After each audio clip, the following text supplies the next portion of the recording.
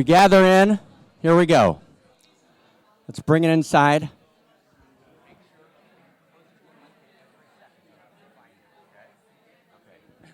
Gather it in.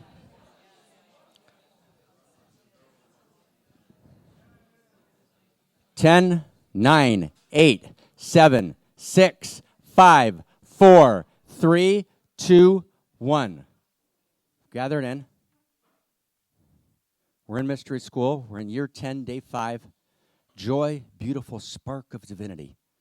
Daughter of Elysium. We read it 3 days ago. We enter drunk with fire. Again, who's ready to enter drunk with fire? Drunk with fire. Drunk with fire. Here we go. Here we go. Okay, it's 11:15. Let's get started. What? Okay. Kidding. Okay. So there's something enormously exciting happening in the space, which we'll talk about on Friday, which is one of the expressions of the Office for the Future, and as I mentioned, the Center for Integral Wisdom is getting renamed as the Center for World Philosophy and Religion. And one of its expressions that actually appears on the gorgeous Office for the Future site that actually Stephanie and Yvonne created right together, there's a section on that site on the homepage for Unique Self Institute. And this is a moment to give a huge, resounding round of applause to the person who is co-founding the Unique Self Institute and has kind of worked, assiduously with indefatigable perspicacity and creativity, right, to actually create the site. And the idea was to gather the Dharma of Unique Self from every place across the last 10 years.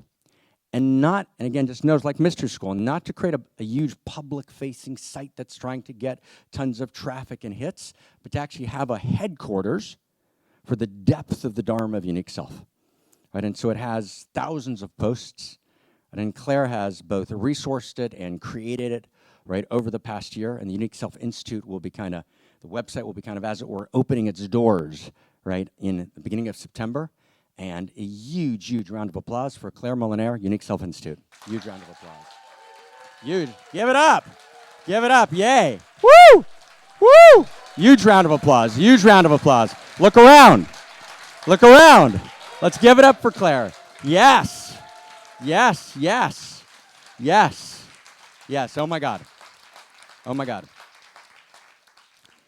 Thank you. And so the question is, what are we talking about when we talk about unique self? And I want to try and talk about it uniquely, right, in a new way, and see if we can and this needs a few days, but see if we can map this story. And just to get the source code implications of something like this, which ties into our conversation, and then we're in, every second till 2, okay? But here's to give you a little moment. Just so you can kind of share it. I wrote a book called Soul Prints. Soul Prints was well advertised, right? It was kind of done the right way. It became a bestseller in the United States. I was living in Israel, right? I'm by nature, have a strong sense of what should be happening in the space and don't like being seduced by what I experience as the superficial pieces.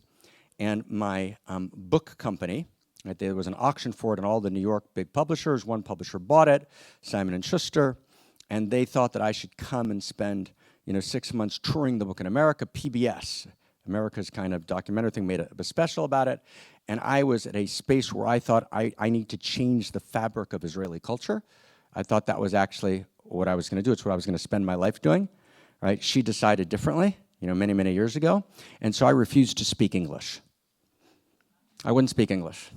I just spoke Hebrew, right? And I had an accent, and I was doing Israel's Oprah show, that version of it, and people would make fun of my accent, so I started a little club on the show where people could talk about my accent, but it actually became, the highest rated thing of its genre in the country, so I understood that track. It was very beautiful, and I refused to go and tour Soul Prints, so they got quite angry at me. But it went bestseller anyways, and then it got to a guy named Ken Wilber. Ken read it. He said it was sweet. Sweet. whatever. And he was right, actually. It's a great book. And then he calls me and he says, but this thing about uniqueness is ridiculous, right? And it was some version of, like, obviously you don't understand. Uniqueness is, that's separate self, unique, and then you go into true self. And true self is beyond all uniqueness.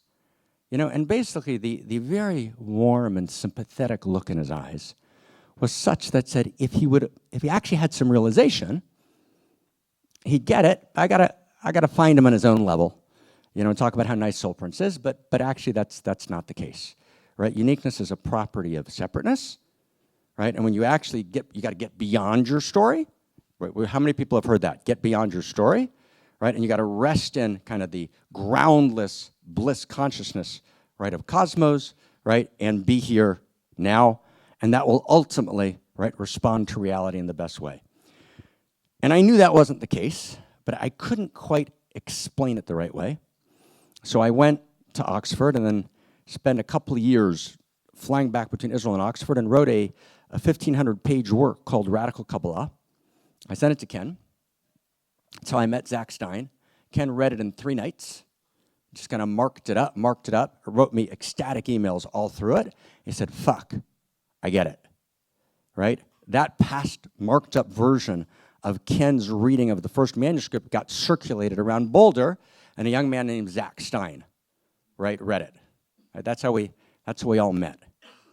And the basic argument of those 1,500 pages, but grounded in 1,500 years of lineage, is that actually, right, who you are is something called unique self. And that only the realization of that enlightened quality that's available to every human being, which is a unique self-realization, which is not the same as separate self at all, can actually give a person the experience of being at home in the universe.